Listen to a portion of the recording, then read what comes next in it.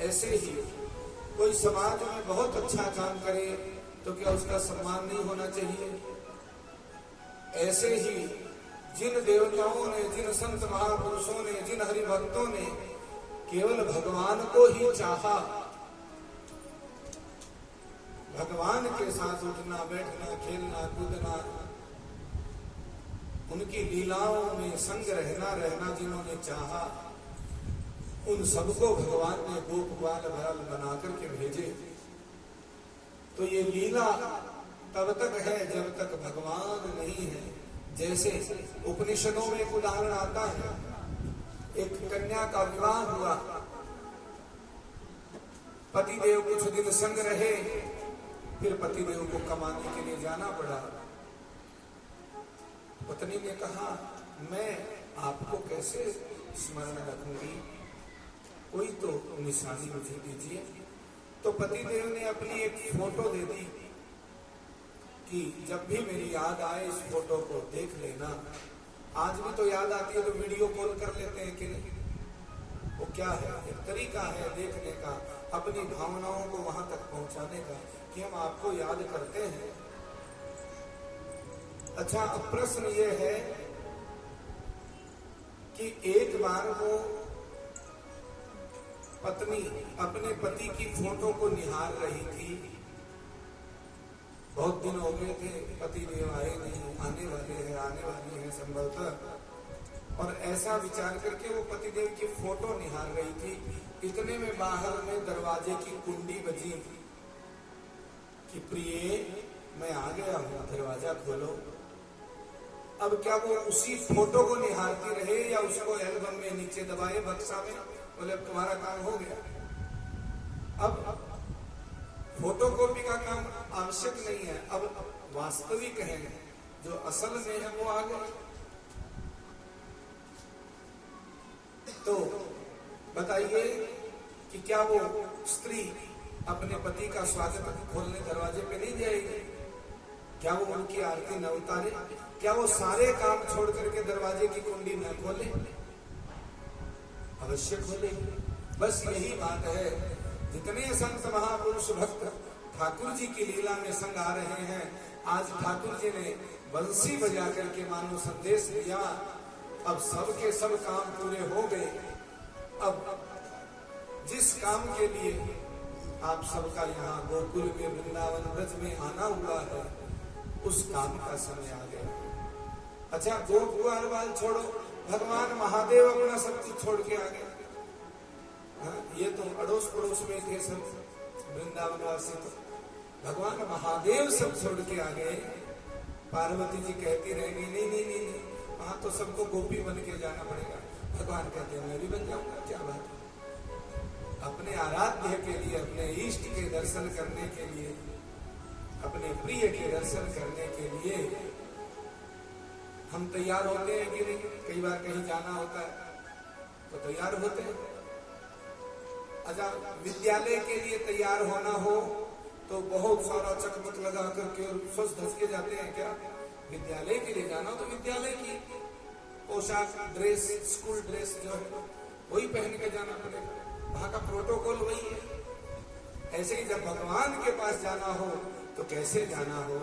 भगवान के महाराज में सब अपने कामों को छोड़ छोड़ के, कोई स्नान कर रही थी, जैसे तैसे उल्टे सीधे कपड़े डाले और बहुत पड़ी। कोई साफ सफाई कर रही थी, वहीं बीच में छोड़ करके चल पड़ी। यहां तक कि संत तो कहते हैं कोई हिरण जो घास खा रहे थे, वो आधी घास मुंह के बाहर रह गई, आधी अंदर रह गई। वैसे उसी अवस्था में ऐसी कोई गोपी जो भोजन कर रही थी, वो ऐसे मुंह में एक दस्ता हाथ में, एक मुंह में जो लेकर, वैसे ही भक्त पति देव की सेवा कर रही थी, वो भी वैसे ही उठ के पंखा झल रही थी। झलते झलते जो ही बंसी नाद सुना, तो ही उठ करके एक गोप को तो गुस्सा भी आ गया, बोले मेरी सेवा करते करते भाग रही है। उन्होंने दरवाजा बंद कर दिया, जाने नहीं दूंगा। वो गोपी वहीं पद्मासन लगा के बैठ गई और शरीर वहीं रह गया, आत्मा निकल के चली गई। बोलो राधे राधे। ये है प्रेम की बात। इसलिए भगवान के दर्शन, भगवान की कृपा, भगवान के प्रेम के बिना समझ में नहीं आ सकती कि वो कृपा कैसे होगी, वो दर्शन कैसे होंगे। भगवती राधा रानी सहित गोपियां सभी दौड़ी आती हैं। यहाँ जहां भी सुखदेव जी ने नाम नहीं लिया, लेकिन संत कहते हैं जहां एक वचन है वो राधा जी हैं, जहां बहुवचन है वहां गोपियां बोल रही हैं, है ना। प्रोनाउंसिएशन में सिंगुलर और प्लूरल का पता चल जाता है। यदि कहीं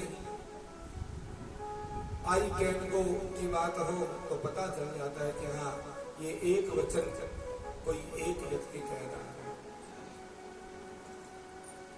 और वी आर गोइंग इन सत्संग, तब पता चल जाता है कोई ग्रुप, कोई समूह है, कोई मंडल साथ साथ में जा रहे हैं, है ना। मैं जा रहा हूं और हम जा रहे हैं, सभी कोई फर्क लगा सकते हैं।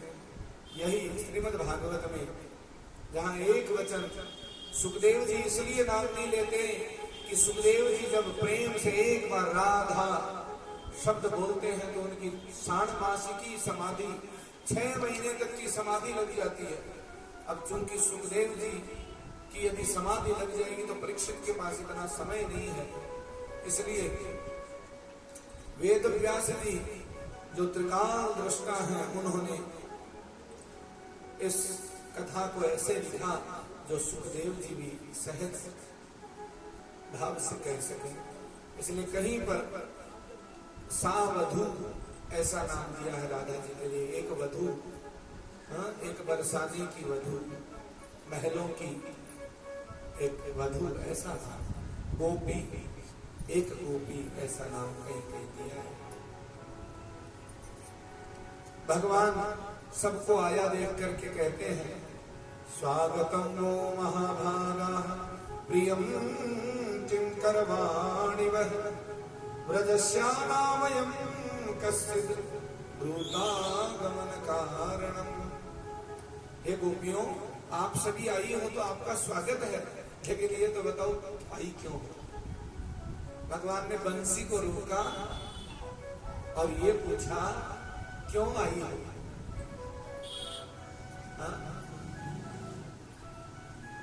अच्छा, आपको परीक्षा में पास होना हो, प्रश्न प्रवेश पत्र लेकर के आप जब एंट्री करते हैं और यदि द्वार पे खड़े निरीक्षक परीक्षक आपसे पूछ लें कि आपको कौन से सेक्शन में जाना है, कौन सी कक्षा का पेपर है, तो कोई गलत बात है क्या।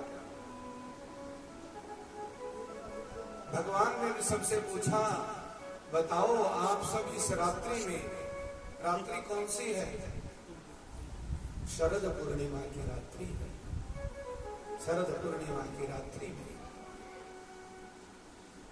भगवान कह रहे क्यों आई हो। सभी गोपियां कह रही है, एक तो स्वागत करते हो, ऊपर से ये पूछते हो कि क्यों आई। पहले तो बंसी में सबका नाम ले लेकर के सबको बुला लिया, अब पूछते हो क्यों आई। हम तो अपना सब कुछ छोड़ के आई हैं, जो जिस हाल में जैसे था वैसे वैसे सब छोड़ करके आई हैं। किसी के शरीर को रोकने का प्रयास किया तो उसकी आत्मा आ गई है। इस प्रकार 11 श्लोकों में भगवान के प्रश्नों का उत्तर देते हुए प्रणय गीत निवेदन किया। गोपियां कहते हैं मयिवं विभोरहति भवान गदितुं नृशंसं संत्यज्य सर्व विषयांस्तव पादमूलम् भक्ता भजस्व दुरवग्रहमा त्यजास्मान् देवो यथादि पुरुषो भजते मुमुक्षून्। आप ही ने तो कहा कि मैं सबका अंतिम प्रथम अथवा मुख्य ठिकाना। हम तो गंवार हैं।